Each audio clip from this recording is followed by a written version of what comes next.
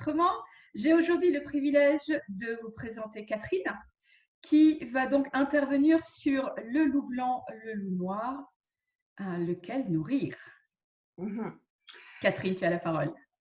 Merci. Alors,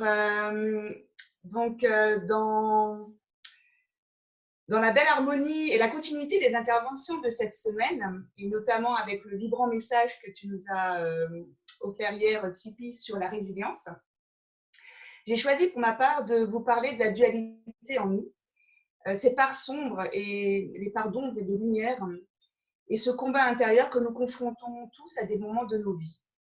Et j'ai choisi pour cela de vous partager le proverbe amérindien du loup noir et du loup blanc, que vous connaissez peut-être et que j'aime beaucoup. Je vous invite à écouter ce message avec votre cœur, car c'est bien à lui qu'il s'adresse. Un jeune Cherokee court vers son grand-père. On vient de commettre une injustice vis-à-vis de lui et il est très en colère. Le vieux guerrier, assis au bord d'une rivière, lui dit « Laisse-moi te raconter une histoire. Il m'arrive à moi aussi d'être submergé par le chagrin, la colère, et de ressentir de la haine contre ceux qui se conduisent mal et qui n'éprouvent aucun regret. Sache toutefois, mon petit, que la haine t'épuise, mais ne blesse pas ton ennemi. C'est comme si tu avalais du poison en espérant que ce soit l'autre qui en meure. J'ai souvent combattu ces sentiments à l'intérieur de moi. Comme chaque être humain, j'ai aussi deux loups qui hurlent en moi. L'un est noir et l'autre est blanc. L'un est rempli de colère et se bat avec tous constamment.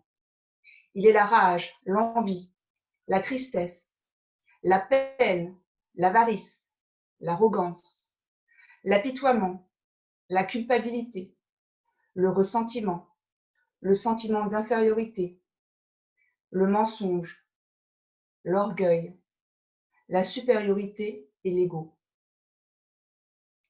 L'autre loup est bon et ne fait de mal à personne. Il vit en harmonie avec tout ce qui l'entoure et ne s'offense pas quand il n'y a pas d'intention de nuire ou de faire du tort. Il est la joie, la paix, l'amour,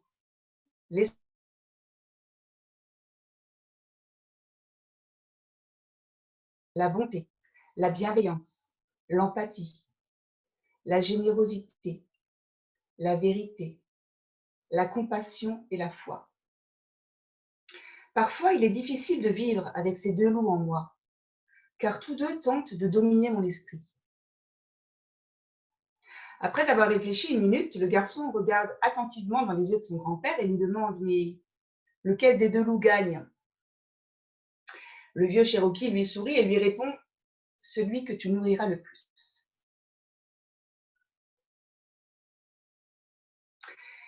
Celui qui gagne est celui que tu nourris. À nous donc de choisir quelle part de nous nous souhaitons développer et agrandir.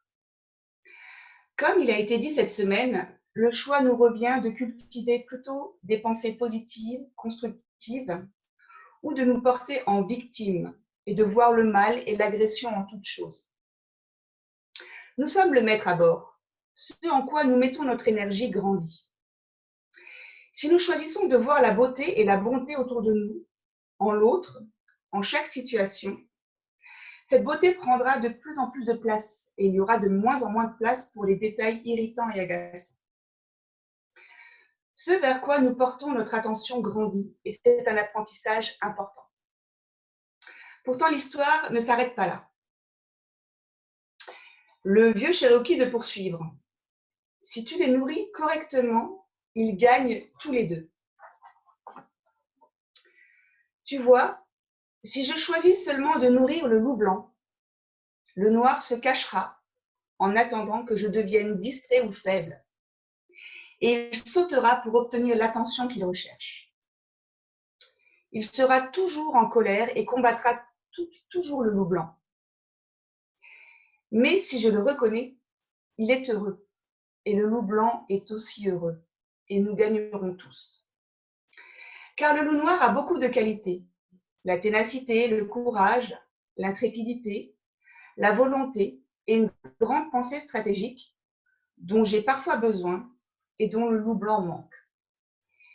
Mais le loup blanc a de la compassion, de l'attention, de la force et la capacité de reconnaître ce qui est dans l'intérêt de tous. Tu vois, le loup blanc a besoin du loup noir à ses côtés. Nourris seulement l'un des deux et l'autre sera affamé et deviendra incontrôlable. Si tu nourris et prends soin des deux, ils te serviront bien et ne feront rien qui ne fasse partie de quelque chose de plus grand, de bon, de relié à la vie. Nourris les deux et il n'y aura plus de combat interne pour avoir ton attention. Et quand il n'y a pas de combat à l'intérieur de toi, tu peux entendre la voix de ton savoir intérieur qui te montre ce qui est juste en toutes circonstances. La paix est la mission de vie Cherokee. Un homme ou une femme qui a une paix intérieure a tout.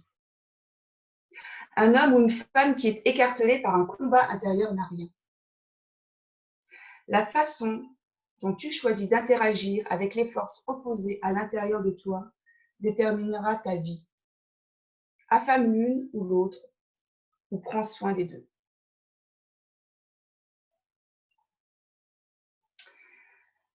Je crois que nous sommes tous un peu Cherokee, avec pour mission de vie de trouver la paix. Affamer le loup noir, c'est lui donner de l'énergie. Lui apposer une résistance le renforce. Ce à quoi tu résistes persiste, et ce à quoi tu fais face s'efface. Hier, Tsipi nous a invités à être pour notre entourage des tuteurs de résilience, accueillant l'autre sans jugement, avec authenticité dans ce qu'il est. Autorisez-vous, offrez-vous ce cadeau de vous accueillir vous-même dans cette dualité. Faire la paix avec sa part sombre est peut-être une des clés de la libération. En tout cas, pendant ce confinement, j'ai vraiment avancé sur cette étape parce que j'avais fait ce choix de cultiver le positif et de cultiver le loup blanc. Mais accueillir vraiment ma part sombre restait une étape importante et qui permet vraiment de mettre de la paix dans son cœur. La paix commence à l'intérieur de soi et c'est par cet accueil inconditionnel et sans jugement que nous pourrons d'autant mieux accueillir l'autre et incarner ces tuteurs de résilience que nous sommes invités à être pour faire grandir plus de paix et d'amour autour de nous. Merci. Merci beaucoup. Merci beaucoup.